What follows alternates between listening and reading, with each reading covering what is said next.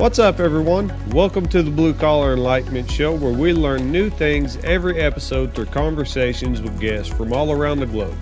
I'm your host, Jonah, and if you're new, welcome. Today's guest is Kimberly Spencer, a high-performance coach and entrepreneur that has an amazing story of how she got where she is and where she wants to go. Let's learn more about her and her story. Enjoy. Thank you, running right, and welcome to the podcast. Kim, how are you doing today? I'm doing great, Jonah. How are you? I'm doing fine. It's awesome to hear that you're doing great. Tell us and the listeners just a little bit about yourself. Well, I am a high performance coach and a serial entrepreneur, I guess, because now I'm on my second business, baby. I have both a coaching business and then I have a marketing agency that specializes in guest podcasting. So right now I'm practicing what I preach. That's awesome. So what exactly is a high performance coach? So I work with people's subconscious stories as far as what are the stories that are preventing them from becoming the person who's going to have and do the things that they want to do and have in their life. Because we all kind of have a baseline of where we are right now, the habits that we have, the belief systems that we have, the stories that we have going on. And it's fine. It's got us to where we're at right now. But if we're going for any major goal in life, we have to adapt and change those belief systems. Otherwise, like if we didn't have to do that, then we would already have what it is that we want. And so what we do is I go in and I shift up the subconscious stories using a combination of NLP, hypnosis, biodynamic breathwork and trauma release, somatic attachment therapy, timeline therapy, and a whole bunch of other modalities to really shake up those belief systems that are preventing someone from actually achieving what it is that they want. That's interesting. And what made you want to become a mindset coach? Well, I started out in Pilates. That was my first business. I taught Pilates for 10 years. And I started out for Pilates to be my bridge job initially, as I pursued a career in screenwriting and storytelling. So telling stories and the stories that we have has always been a part of my DNA in essence. And as I was teaching more and more Pilates, I saw all of these different belief systems coming in and interacting with the perceptions of what they thought their bodies could achieve. And I realized after training over hundreds of bodies a year, as far as what their bodies were capable of, I saw that the belief systems were really what was causing the transformation. And it didn't really matter whether you were technically fat or technically thin, or you worked out 5 times a week, or you worked out once a month. What I saw was that the belief systems of how somebody perceived themselves, how somebody perceived their environment, and those internal perceptions that we project out into the world, those were what were causing the actual transformation or lack thereof. And speaking of screenwriting, you actually did a movie, right? I did. Yeah. I was simultaneous as I was teaching Pilates. So yeah, it's called Bro, and it stars Danny Trejo. And most people don't expect when they I've shown the trailer to my clients and they're like, you wrote that? Because nobody pegs me as a film writer who wrote a film about motocross, and there's a lot of drugs and a lot of sex involved in the film. But that film has gone on to change 3 people's lives that I know of, to transform their lives. So it just goes to show you that it's all about the story, because at the heart of that film story, it was a young kid wanting to fit in part of the cool crowd. And one of the things that you learn as a screenwriter early on is that there's really only about 7 human stories. And if you deviate from those 7 stories as a writer, the film is a bust. If you can go back to any of the films that were just complete flops, odds are they probably deviated in some way from the 7 structures that we're very comfortable with as humans for transformation, the 7 structures that we really relate to. That's interesting. Do you know those 7 structures off the top of your head? Not completely off the top of my head. It's been a long time since anyone has asked me that. But the hero's journey. So you have every story basically has a point where you have the main character at about 20 minutes in, they have some sort of transformation. Their world is rocked. Something goes awry. I mean, I just was watching, revisiting the Marvel movies with my mom because she's not seen them all. And my husband and I were like, we need to remedy that. And, take Iron Man, for example. Iron Man, successful person, hits a point, successful businessman, cocky, arrogant, gets hit by a bomb, kidnapped by terrorists, and then has his world rocked in one space. Then creates a system, creates something to get out of it. Iron Man becomes like his Yoda in a way, where, same story with Luke Skywalker. Luke Skywalker's doing his thing that his parents or his adopted parents are murdered. And then he's got to go out on this journey. And then if you then a bit more toward the end of the film, like toward a third of the way, you have the all is lost moment of that moment where, Iron Man realizes, sorry if you haven't seen it, total spoiler, Iron Man realizes that his company is actually the one who like put the hit out on him, that, he is being tried, like those war games actually, like he's causing them. And then, so that's that like all is lost moment where he nearly dies and has his suit stolen and heart ripped out. And then he has to go and like find that courageous moment and move forward. And like, if you look at pretty much any heroic movie, that is the hero's journey. And when we are, in business, it's the same thing. You want your customer to see you as the Yoda. Like if they see you as the Luke Skywalker, they'll like you as a friend, but they may not buy from you. But especially if you're in like a consultative, coaching, service-based business. But if they see you as you've done something that they were able to figure out, like that they want to figure out, that's allowing you to live a life or be a person that they want to become to some degree. Not necessarily they want to mimic you, but they want to have something that you have. Like I've had many of my clients say, like they literally hired me to have more sparkle, like to have more sparkle and joy in their lives. Because I truly am grateful for every single day that I'm alive. And I was just staring at my kids this morning and they were just being so courteous with each other and not hitting each other. And it was so nice to see this like beautiful moment. And I was just wrapped and engulfed in gratitude and joy. But, it's when people see, and I had the same thing in Pilates. Like I was able to tell my story that when I got started in Pilates, I hated my body. Like I didn't know how to feel good in my body. I'd been bulimic for 10 years and I was trying to figure out a way to like feel good in this skin.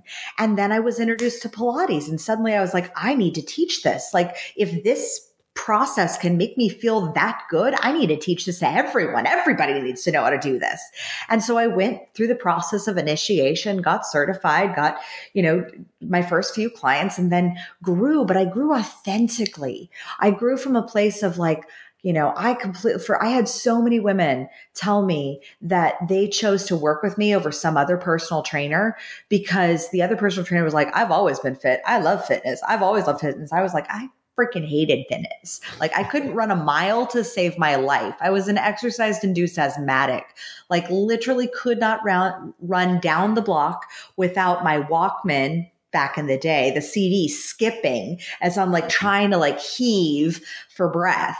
Now I've run 5 marathons going on 6, or is it 6 marathons going on 7? Either one, there's still a lot of marathons. One of them. It's still a few. I've run more miles in my life than I ever thought I was ever capable of. But it was partly my story. It was partly my biology wasn't prepared.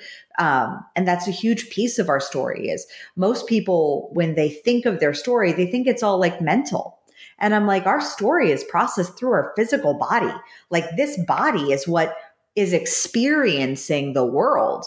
And if we don't prepare this body, if we don't align it, if we don't know how to honor it, work it, feed it, fuel it, then it's not going to perform at the level that we want. It's not even going to be ready in this physical plane for what we want to achieve. You're right. And there's a lot of different aspects within that little paragraph to diagnose. And one of them is how we don't feel good in our own bodies. Mm-hmm. And the lack thereof of self-love in the world. And it heeds with expressing it to other people. And so it ripples forth. Yeah, and if we can understand it within ourselves, it's going to be a lot better to give it. Yeah, and to take care of it. I mean, I had the shift early on, and I'm very grateful for it because a lot of people that I have worked with have had that disease to please. Even Oprah's talked about how she has that, and had that into her 40s and 50s after she was incredibly successful. But that people pleasing is like that perception that you always need to put others first. And, it sounds like it's such an overused metaphor, but it's a cliche metaphor because it works. It's like on a plane in an emergency, you put the mask on yourself first before you put it on somebody else. Mm-hmm. But when you're in that people pleasing state, you're constantly looking outside yourself for the validation that you're doing the right things, trying to get that validation, grasping at that rather than honoring it from within. Mm-hmm. And when I was 17 years old, I figured this out. And I'm very lucky that I figured it out at such a young age because I was trying to be everything to everybody. I was trying to be like the straight A student. I was in all the honors, all the AP classes, and I was so severely depressed. I was bulimic. I wasn't honoring my body. I just hated where I was. I was suffering silently, but with a smile because I felt like I had to be perfect. But the cracks were coming through. And it was in my senior year in like the second semester. So I was very close to graduating that my mom saw how depressed I was. And she saw the outbursts and the way that I literally could not physically process things, like just because I was so overwhelmed trying to maintain this face and do everything for everybody else and maintain the grades for my parents. And she said, Kim, I see you suffering. I see you struggling. And I know you're going to be successful no matter what you do. And back then she knew that I really wanted to work in Hollywood. And that was like my dream. And she's like, you're a hustler. You will go out there and you will be successful with whatever it is that you choose to do. You do not need high school to do that. If you want to drop out, you can. Like, how many parents would give their kids that opportunity? But for me, that was, it was crazy, but it was such a gift because that was the first time that I realized, oh my God, all this pressure of how I thought I had to perform. I had to, like, even just listening to my language, had to perform for others. So it's a performance. It wasn't even like an internal game. It was me trying to be this person to everybody else that they didn't even need me to be. And that was when I realized, like, oh, I'm the only one putting this pressure on myself. It's nobody else. Like, my mom literally removed the pressure of me having to graduate high school. I still finished, I still graduated, but that pressure just being removed alone of like, it's okay if I was going to graduate with a B. Like, it wasn't the end of the world.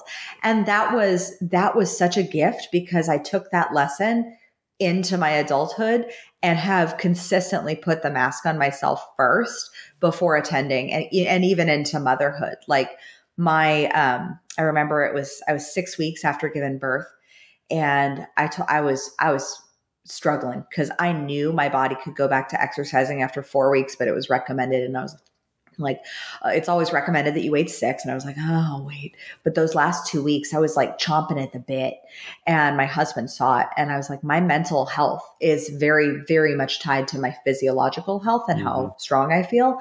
And I was like, I need to go. I need to have the support to go and work out. And he's like, I know you need it. Just tell me when and where. And he's always been so great at doing that for me and vice versa.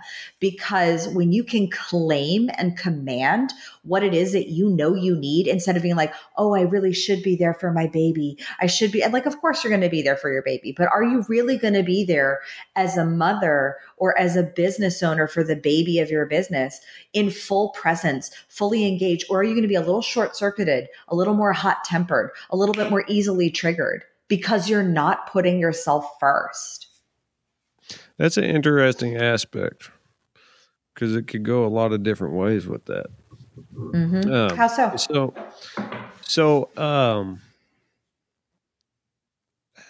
as a mindset coach and taking on these clients, and you probably get a few that kind of have a similar story as you, how do you keep your emotions in check when hearing these stories and it's bringing up the past memories of yours?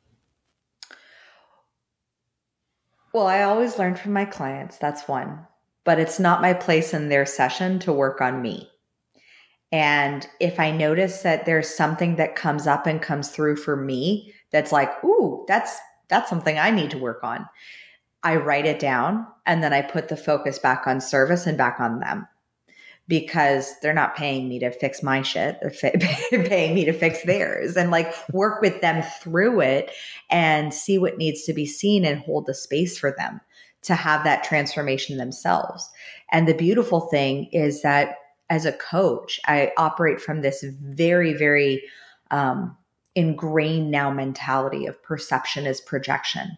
And so if I'm working on myself and doing the work and constantly looking inward at how I'm creating my own circumstances, then I'm also attracting clients that have personal agency and ownership and take personal responsibility over being at cause for their life.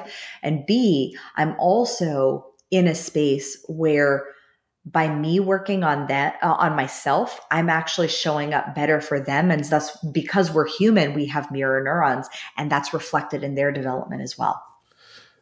And I'm sure that all these stories that you hear has impacted your life greatly.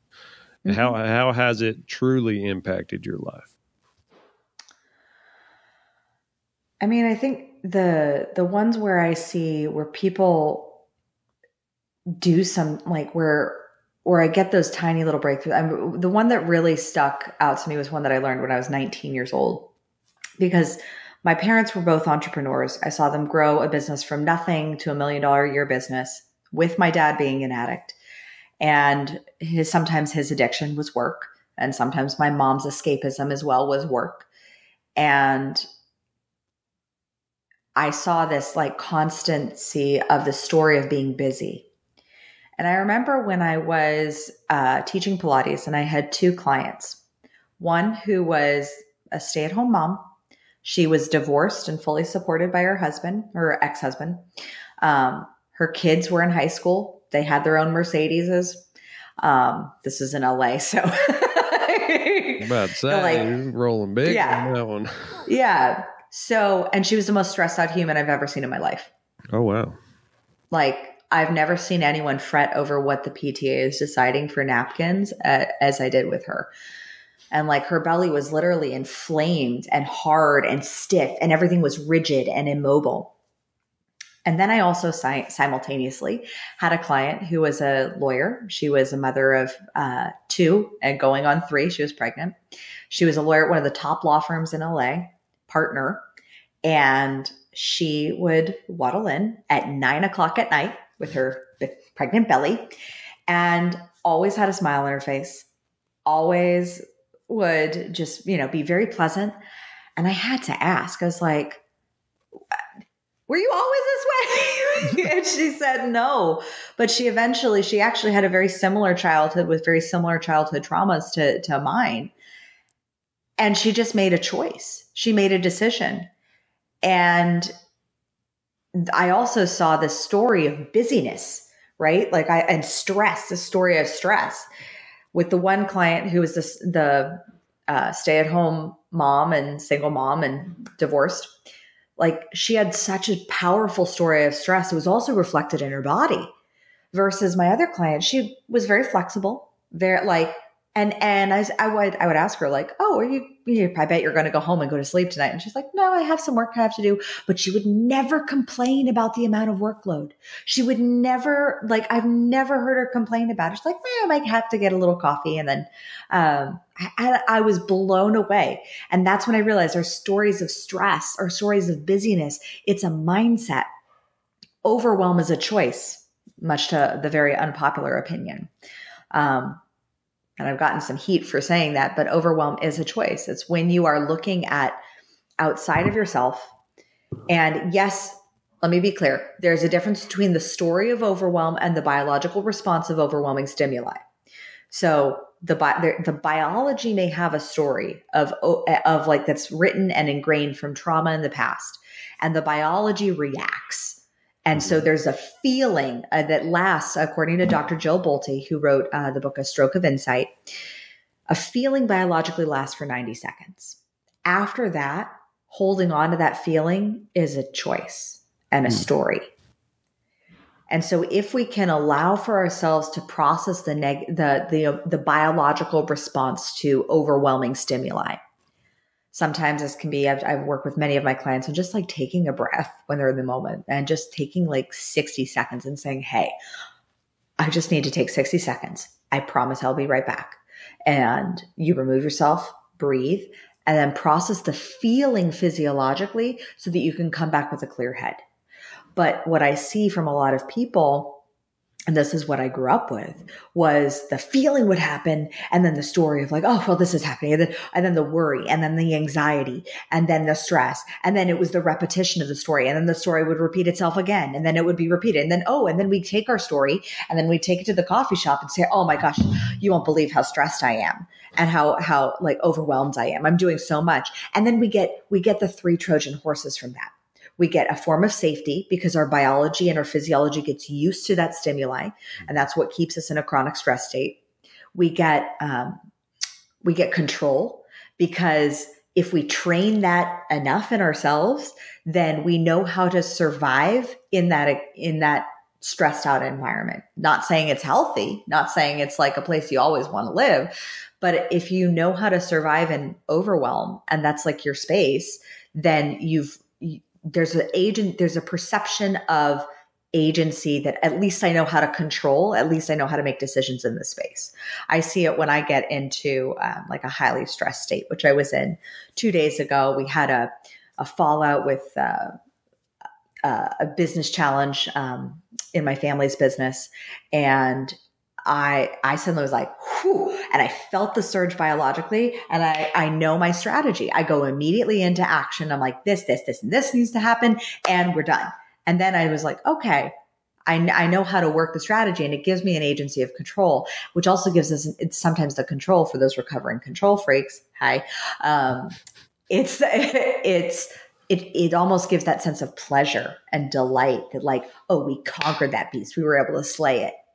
Versus a little self-gratification. And then on top of it, when we take our problem to the mall or to, if anyone goes to a mall anymore, if we take our problem to the store, to the coffee shop, or to our girlfriends or our colleagues, and you're like, oh my gosh, let me tell you what happened here. And then you get to regurgitate the story. What that does is it reinforces it, and you probably get validation from your friends like, oh my gosh, you're so right. That's awful.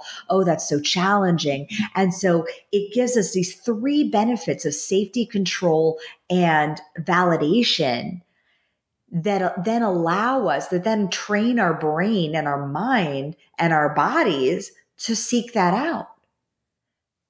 And it definitely helps when you're able to control the initial reaction to an emotion and be able to stand back and think within your mind. And a lot of it has to do with experience and making sure that every situation that you find yourself in, that you use that same process within yourself to deal with it. And it's very important. You want to be able to understand how your body can digest emotional triggers, because we're not going to be free of them. It's part of life. Like and it's actually one of the factors that actually cultivates greater resiliency is the emotional triggers. It is stress. Like if you think of it on a biological standpoint, stress is how we increase our muscle mass. And speaking of stressful moments. Yeah. So when you take on a client, do you just jump into the chaos, or is there a process that you meticulously go by? Oh, well, I mean, I definitely have a process, but I always go for a breakthrough. So my process is jumping into the chaos in a way where I take, I always start with an initial intake of understanding the client's background, understanding if they have any childhood trauma in the past, what may that be. I'm not a therapist, so I don't go into that trauma, but I do want to understanding the delicacy if there was trauma in the past. That allows me to know how to navigate and see also where that may be popping up of an old traumatic response that they are used to. And then I go right into working the processes of timeline therapy and NLP and hypnosis in order to really focus on the subconscious mind. And the benefit of timeline therapy is it's different than other forms of therapy, because in traditional talk therapy, you're talking about why the problem, and then you're going into sometimes associating into the problem. And I found, as someone who has had some significant trauma, that there are certain moments of my past that I don't want to be associated into. Like, I don't want to be in my body looking through my own eyes. Mm-hmm. That's our brain's loving response to dissociate and to go into that moment. I'm like, I don't want to be there. And so what timeline therapy does is it allows you to float above, like almost like you're a gentle observer or an anthropologist looking at your own life. And thus you're able to process the emotions without actually having to be in the event until the emotions are relatively clear. You check, and if they're not fully clear, then you can always zoom back out. But it allows for this process of observation, which then gives you a different perceptual position, which really is beneficial for those who have experienced different forms of trauma. And when you're going through and listening, and some of these past experiences that are so strong have that effect on people, and they start to have a panic attack, what are some of the things that you do to try to calm the situation? Well, in timeline therapy, if they're experiencing the emotions, then what's happening is they're zooming into the event. They're associating into it. So I do as much as I can, as fast as I can, to remove them out of that experience so that they come back to the place of being above it. And it's an imaginative process, but being in the place that they're above it, they're not in it, because sometimes we don't even know what those emotional experiences are. Like, we just know that like something happened and there's something there. And if we start suddenly feeling it, sometimes our subconscious mind represses memories that we are not yet fully able to deal with. And I honestly believe it does that because it loves us and it wants us to survive. Because if we remembered every horrible thing that happened or could have happened or fearful thing, we would be crazy pants. Like we would be walking like emotional, like very emotionally fragile, because we wouldn't get a break. And the subconscious mind really allows us to have that break until we're ready to process it. So, I've had several experiences in my life where suddenly I was like, oh my God, that is what happened to me. Wow. It suddenly brought this vivid memory to life where it was like, that's not a dream. That really what did happen. And then I cross-checked and verified, and I was like, no, that really did happen. Okay. That's something to work through. But some things I didn't remember for years, like decades. Mm. And that's the power of our minds, is like, it does that because it loves us to like block out some of the stuff, especially if you had a challenging childhood. Like there's a test called the ACE test, that says like all of the different childhood trauma stressors. And if you have 4, then according to the language of the test, you are at severe risk for anxiety, depression, PTSD, etc. And I had 8 out of the 10. Whoa. So is that bad or is that good? It's, I don't like to think in terms of like good or bad. I like to think in terms of like, it's certainly, if I can move through that and come to a place of joy and presence and not be ruled by my trauma, not be ruled by what happened in the past, but choose to create my life because I know that I'm not bound by that which happened to me. It actually, I believe it happened for me, because now certain pieces of it have allowed me to literally save lives. Yeah, and the past experiences that we go through shape the way we are today. It could go, and it could always go different ways. It could go the wrong way or the right way. And there's still people out there dealing with those problems, Yeah. And I mean, it comes through the lens of like, are you looking at your past as things happen for you, or are you looking at it as things happen to you? Correct. Because if you look at it from the lens of to you, then that puts you as a victim, puts you at the effect. It prevents you from actually taking ownership of the perspective, because, and that's not to say that if you experience certain traumas, like that it was your fault, like you didn't ask for it. Just because if you think of it as happening for you, it's not because you asked for it. Like I didn't ask for my father to molest me when I was 6 years old. I didn't ask for that. But I now know that because of that experience, my ability to work with people who have experienced childhood sexual trauma has expanded exponentially. And it's allowed for me to, like I said, literally save lives because I was brave enough to move forward from that experience, forgive him, and forgive myself and work through the process of healing, so that now I'm able to guide others through their own healing processes to find a way to see how that may have happened for them. Yeah, I just had to fight an emotion right there. I just got a little red hot just hearing that. That sort of thing to me is like killing somebody.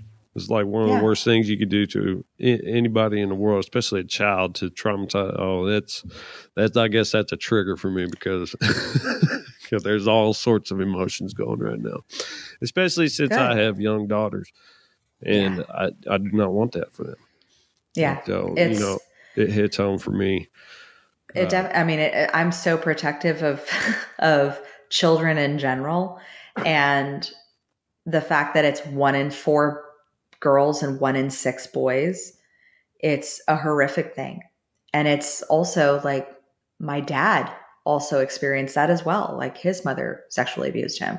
So it's a cycle that because I looked at it happening for me, I now have the ability to break this generational cycle. Like it ends with me.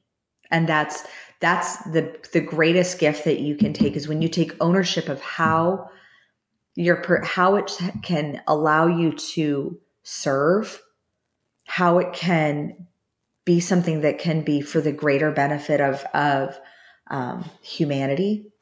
Because I do believe, and it's just my belief system, that even the horrible things of the world are allowing for grace and goodness and love to come through. Even when whether it's somebody's eyes opening to a perspective, whether it's somebody saying, because that happened to me, I'm going to choose to be the exact opposite. I'm going to choose to serve and help more people so that nobody I know will ever have that happen to them. And that's the power of changing the perspective and your mindset around your past. Taking something bad and making the best out of it. Yeah. And that situation, I mean, That's got to be a hard situation. Oh, I mean, it was incredibly hard. It took me a decade. And that's partly what stemmed from my bulimia, was an attempt to kind of control the chaos that I was growing up with. And the only way that I was able to heal myself from bulimia with no psychological or medical intervention was I actually had to stop blaming my dad, because I had to realize that it was never him shoving my finger down my throat to make me throw out my food. That was me. I had to take ownership of my part, because when we're stuck in a space of blame, it prevents us from moving forward and having agency. But if we can choose to say, okay, that was what he did. This is what I've been doing because of that. And I was letting that experience run the rest of my life, run my life for a decade, versus once I realized that was in the past and that I was the one abusing myself because I was consistently blaming that. Once I took agency, that was when I started to heal and to improve, and then to choose to set better boundaries and to choose to hold my father accountable. And that was what allowed me to have the courage to stage his intervention in 2016. And it changed his life. And it was great, because for the last 4 years that he was alive, I was able to have the amazing dad that I loved, who I got to see glimpses of when he was sober growing up. And that alcoholic version of him, I knew that was dead. I knew I didn't have to fear that anymore. And it's and I think that's the hardest part is with forgiveness, is when is allowing for that transformation and honoring the transformation that somebody has had. And when my dad went into being sober, I felt safe with him being around my son. Forgiveness is a hard thing to come by. It's to forgive is divine. I think that was Gandhi who said that, because to err is human, to forgive is divine. It certainly is an act and grace of God, source, creator, the universe, whatever you want to label it, to be able to do that, especially for those. And I think the greatest piece that I've seen working with all my clients for the past 7 years is the forgiveness of self. When we recognize, especially when you take ownership, I had to forgive myself more than I had to forgive my dad, because I had to take ownership that the 10 years that I was abusing my own body was my fault. That was me. That was me doing that. That wasn't him. Yeah, we end up locking ourselves in a cage and losing that key. It seems like, and I do say this a lot of, being able to break it through that cage and free yourself is probably the most enlightening thing in the world. Mm-hmm. I mean, but anyway, we can jump subjects and get back into a happier conversation. I guess we're going down a dark rabbit hole on this one. Well, dark rabbit hole, but coming into the light. Because I do believe the forgiveness is the way to, it's the light, the path, but it comes from taking personal responsibility. And that's the biggest thing that I work with my clients on is, I have clients that want to achieve big, big goals, and they do. It just starts with taking personal responsibility for your own choices, for your own habits, and banishing the blame. Yeah. And when we can move forward, I think that's the space of forgiveness, is when you can honor what was and then move forward with grace and compassion. Because my God, I was so hard on myself as a kid. Mm-hmm. I was so hard on myself. High achievers typically are. I was my husband even jokes, even into my 20s and probably into my 30s, he would also say you were the hardest person on yourself. And I've gotten so much better than I was 15 years ago. But that belief of being hard on yourself is not actually personal responsibility. That's just repressed shame and guilt. Really? Versus taking ownership is at a neutral place emotionally. It's where you accept. It's from a place of acceptance, and acceptance on an emotional vibratory scale is actually higher. Shame and guilt is like the lowest vibration of emotion that you can ever experience. Acceptance, though, is higher so that you can actually move forward from where you accept. If you're angry at the past, or you're in shame about what you did, or guilt, or shame is really about who you think you are. Guilt is really about what you think you did and your actions not being aligned with who you think you are. And when you can shift that into ownership, shame, guilt, anger, all those negative emotions, they have you on the sidelines of your life saying, oh, I should start this marathon. Oh, I should, like, whether it's to whatever goal that you're wanting to achieve. Versus acceptance actually puts you at the starting line so you can actually start running forward. So what if this kind of sounds similar to some of the things I go through, because I fail quite a bit. I am learning a new aspect of my regular job that I do fail at a lot. And I do accept my failures, but in the aftermath, I do kick my own ass. Mm-hmm. You know what I'm saying? And so I accept that I messed up and that I need to move on and learn from it, but I still kick my own ass. Yeah. Is that an unhealthy habit? Well, is it working for you? Yeah. Oh, yeah. Oh, yeah. How is it working for you? Well, I mean, it motivates me to be better because I don't know. I guess I'm going to get a little personal for a second, but within my own mind, there is a back and forth. It's like a ping pong table. Like one side, I hype myself up and I know I'm confident, but on the other side, I still kick my own ass. I still smack myself when I'm down. And I don't know if there's a good balance between that or if that's something that I should work on. You know what I'm saying? Well, as a father, would you encourage your kids to do that to themselves? I mean, it's worked for me. It's gotten me to where I'm a lot more vigilant in the things that I do, a lot more meticulous in the process of the plan that I make for myself before I do something. And so it's taught you some valuable lessons about planning, and you've learned some other valuable things. But how would you feel if you saw your daughter kicking herself when she was down?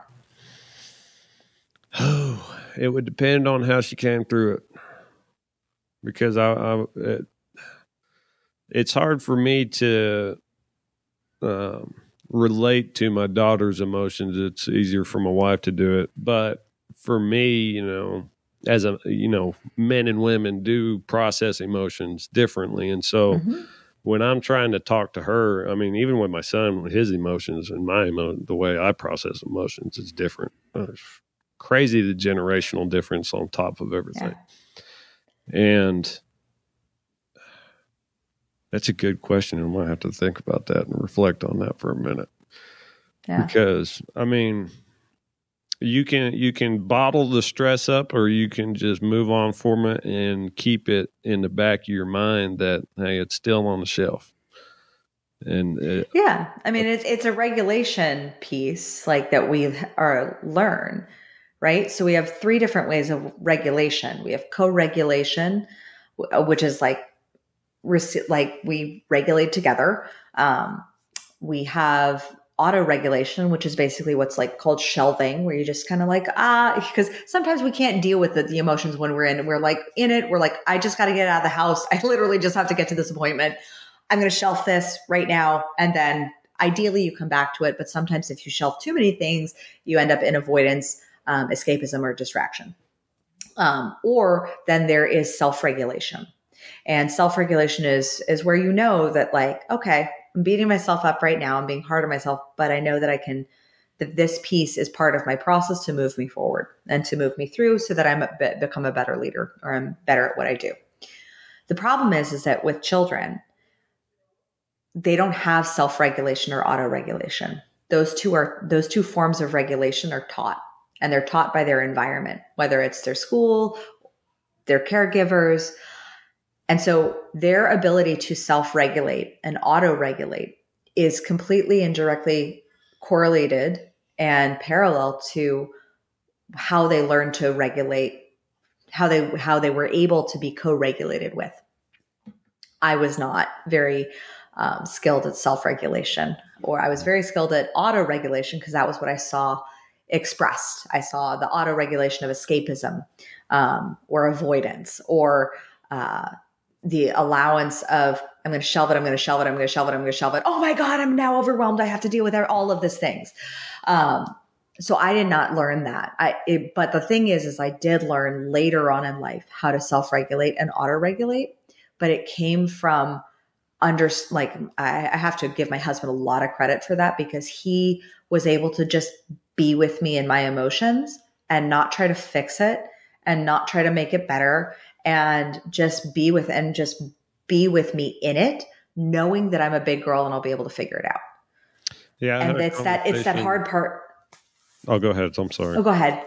I had a conversation, I think it was my last episode that came out, that just being there and listening is probably the most powerful tool you can have, when talking to anybody, because they don't really care to hear your situation because they're dealing with their own.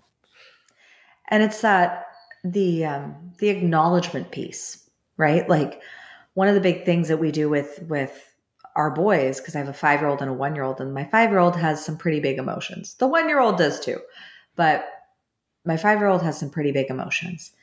And so I just acknowledge it, because co-regulation does not mean like I'm trying to calm you down. Like, it does not mean that.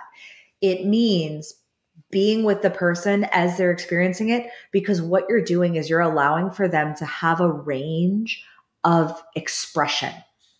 And that helps develop their own resiliency in life, so that they feel comfortable expressing it through the physiology of their body, to get back to the body, because an emotion, it's energy in motion.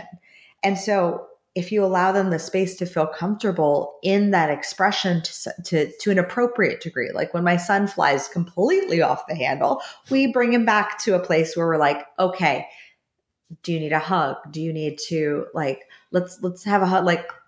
And both my boys know that I will be like, unacceptable. Like the full on tantrum, like, yeah. I shut that down real fast. Oh yeah. But I'll give them the if they are crying and they're kind of hyped up, I'll hold them and I'll just acknowledge, like, wow, you're having some really big feelings right now. And he's like, yeah, I'm having some big feelings. And so I'll say, okay, would you like to breathe? Yeah.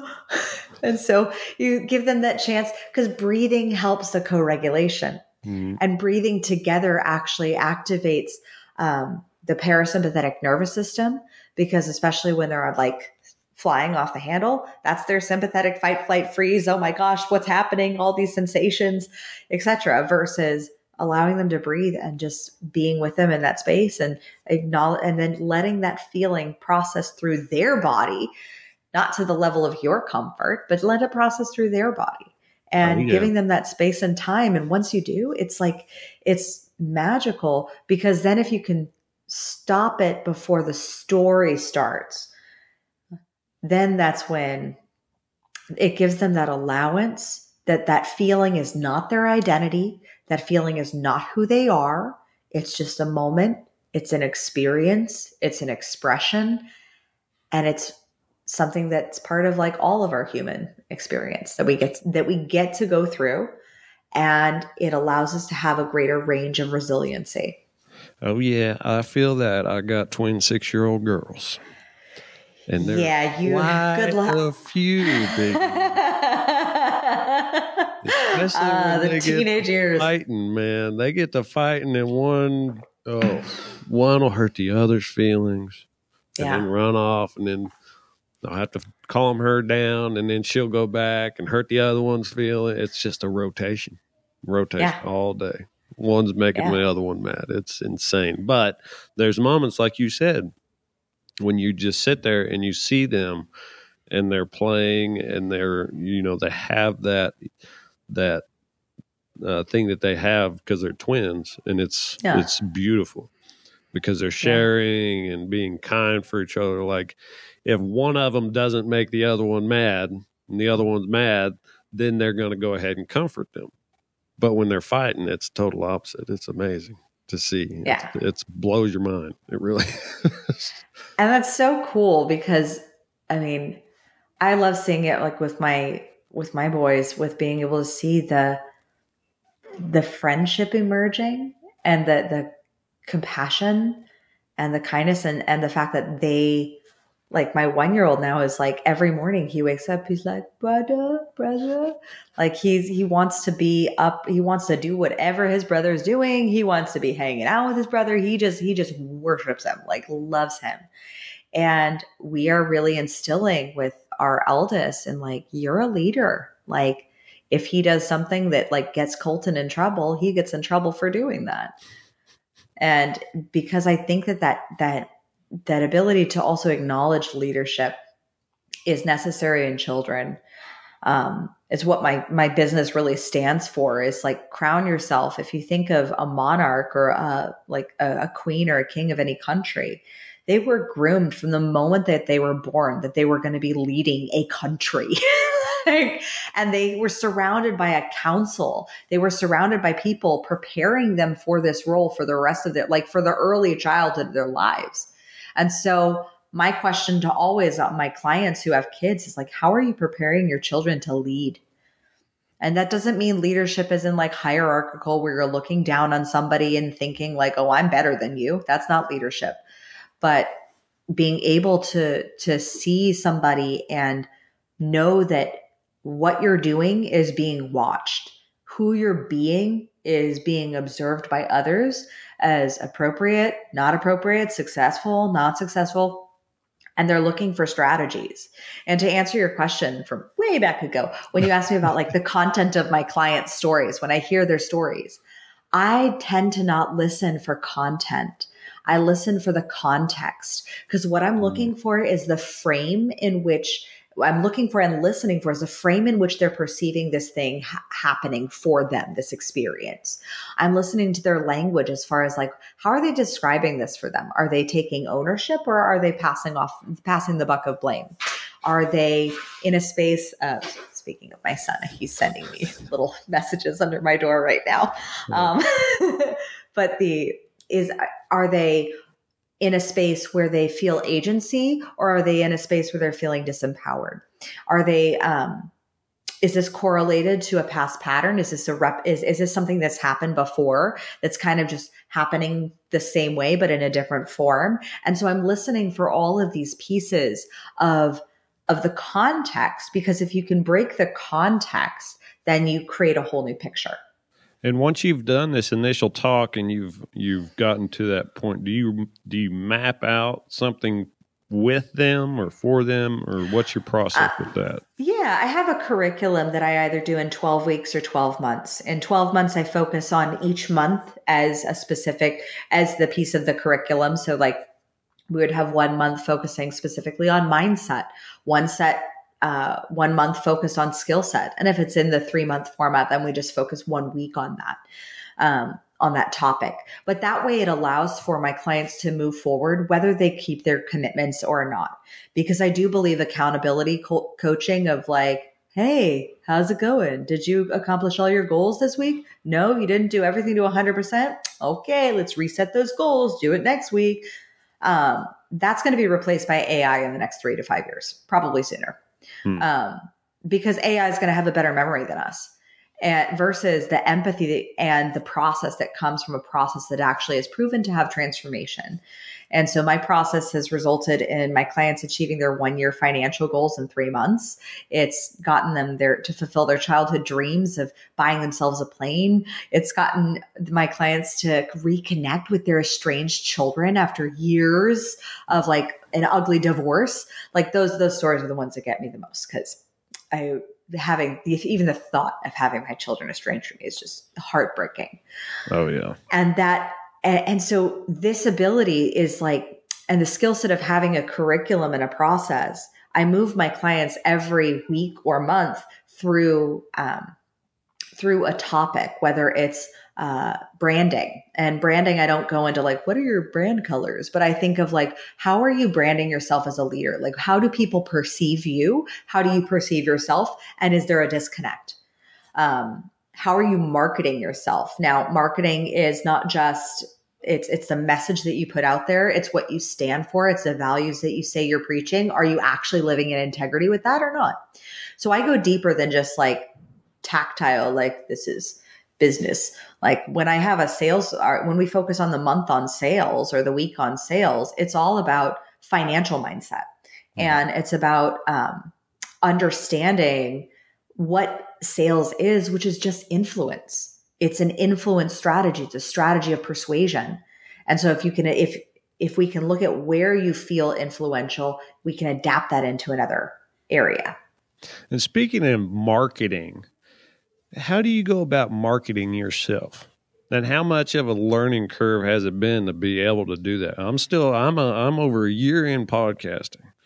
And I am still working on marketing myself. It's a process, and it's a process of trial and error.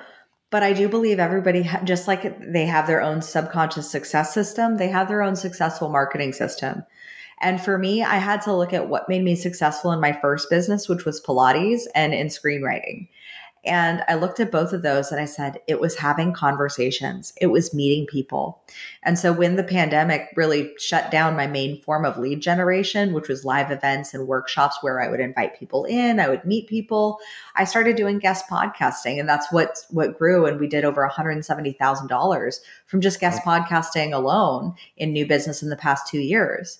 And so that's what caused me to start the agency, because I launched it initially as a course, and then I had my audience and my connections say that they would just rather have it done for them. And I was like, great.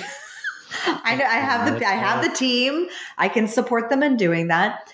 But guest podcasting was powerful because for me, it's you get to share, have an intimate conversation, have connection, have vulnerability. And that's where you're able, and 3 out of 4 podcasters or 3 out of 4 listeners to podcasts listen to learn something new. Mm-hmm. And most people listen for about 20 minutes. And that 20-minute time frame, so many people think of marketing as like, oh, it's just putting images on social media. It's writing things on social media and whatnot. And I'm like, do you know how do you remember the last post that you saw from 3 days ago from that guy that you really like following? Probably not. But you do listen to a podcast for 20 minutes typically, if not more. Like I had one colleague who I was just on her podcast 2 days ago, and she was like, she has her audience who's like, I listen to your podcast in the car to work, and I listen to it on the way from work. And then if it's not done yet, I listen to it while cooking dinner, because the audience is building a relationship with you. And so I found podcasting to just be like one of the greatest forms of marketing out there, because it's great for introverts because they don't have to be talking to a huge group. It's great because you take this conversation and then you broadcast it out to the world. Mm-hmm. And so guest podcasting really is powerful. And that's why we also have our own podcast as well. And the great thing about podcasting is that I can sit down and I can have a lengthy conversation with somebody. I don't have, a lot of these media outlets and these, I can even say these bigger podcasts. Yeah. Some of them are doing little 5-10 minute segments on people, and it's not getting any information. Now you're giving a little blurb and it's like, oh, that's what we got to believe. Well, and it's very much talking point like in that way. It's the lacking of the depth and the richness of what really comes from a conversation. And that's where you get the gold. Is you right in the middle of saying something, you could just dive down into a slide, and it just comes out money. And that's the beauty of podcasting. Really, is like I have had much more success financially going on podcasts that are smaller. And I've been on some of the big podcasts. I've been on Global Top 100 podcasts. And at the same time, I found the audience that like podcasts like yours have cultivated is just so much more intimately connected.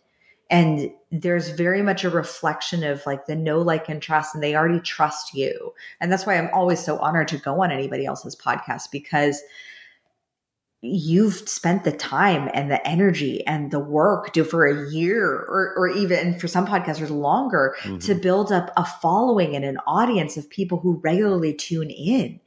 And that work needs to be honored. Like, I believe that the best marketing that you can do, whether it's podcasting or whatever, is to borrow other people's audiences, because building the stage is easy. It's like, having your own Instagram account is it takes literally 5 seconds to set up. Same with a podcast. It takes, a little bit more than 5 seconds, but it takes a week or two. You record some episodes, but building the audience, that's the hard part of marketing. Yeah. And so audiences are tough cookies to crack, because if your audio's bad, if your video's bad, like I just started in the video, I think I only have about 5 episodes out now on YouTube and Spotify that you can actually look at my beautiful face. And so it is a delight to behold. Everyone should feel grateful that they are watching you, not just listening. It is. I am super grateful for every one of you that listen to this episode, any of my episodes. I appreciate it so much, because I put a lot of work into this. I believe about 4 hours a night I put into this. And then on my weekends, I'm working hard on it, editing and scheduling, because I don't have a team. I'm just me. And so I have to write the emails, do the research, come up with the questions, the editing, everything. And it's a labor of love. It takes a lot of work. And that's why when I get on anybody who goes on a podcast and makes it like the me show and then doesn't co-promote it, and I'm like, no wonder they didn't invite you back. Yeah, there's been a few people that haven't even shared their episode yet that I've brought on, and I'm just like, y'all gotta put it out there. They're not gonna know. Yeah. Well, maybe they just didn't enjoy their time with me. I don't know. You never know. Oh well. I think more often what I've seen is it's less of enjoying the time of the podcast. It's more of like this perception of it being a one, like I always say podcasting can either be like a really nice one night stand or a long-term relationship. But all business is based off of long-term relationships and relationships of know, like, and trust. And that one night stand from that party, you remember it ish. But and marketing is the same way. Like going up for people who go on other people's podcasts. Like I've seen more often than not, the reason why they fail at generating income from it is they don't promote it. They don't build the relationship beyond the podcast.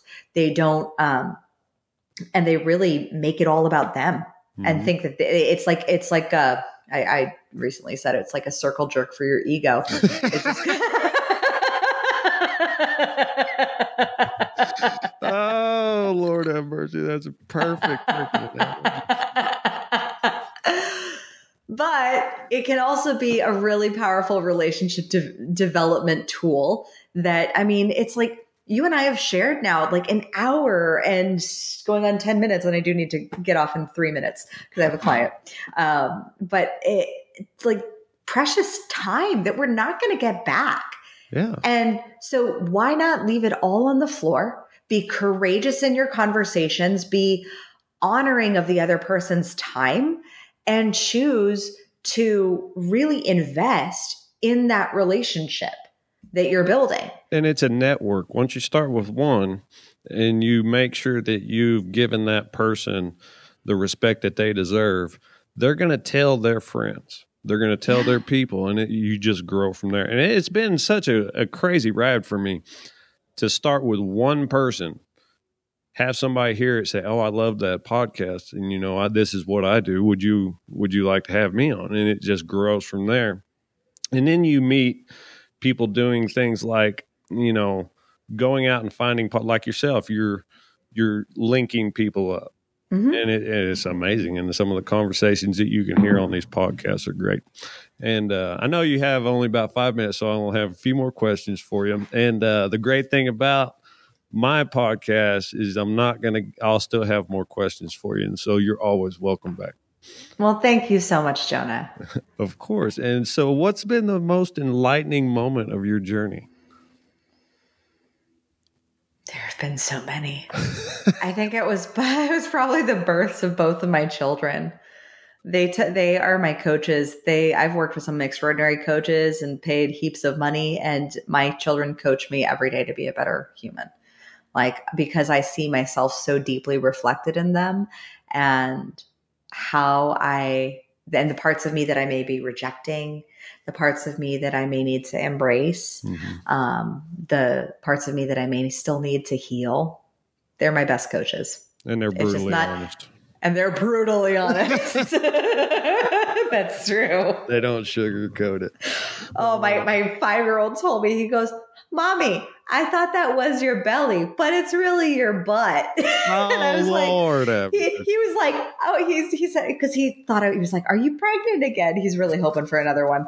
And I was like, "Stop hitting at me. Stop hitting at it. I'm training for a marathon, dang it." That's great. So where can everybody find you social media wise? I know you have a website and all that. Yeah, you can head on over to crownyourself.com. And if you're interested in learning more about how to leverage guest podcasting for your business, head on over to communicationqueens.com. And I am on everywhere at either at Communication Queens Agency or at crownyourself.now. Amazing. I'll make sure to put all the link down in the description. And yeah, and I appreciate you coming on the podcast again, and I look forward to our future conversations. And I will have a lot more questions after I get through editing all of this. Oh, I'm sure you will, Jonah. So I'm very excited for round 2. Awesome. Well, I appreciate it. Hold on one second after we press stop so everything downloads. And thanks everybody for listening. Bye. That's all the time we have for today. Head over and check out our website, thebceshow.com, where you can subscribe to the email list and contact us. But remember to leave us a rate and review. Helps the podcast with that pesky algorithm. Thanks for listening, y'all.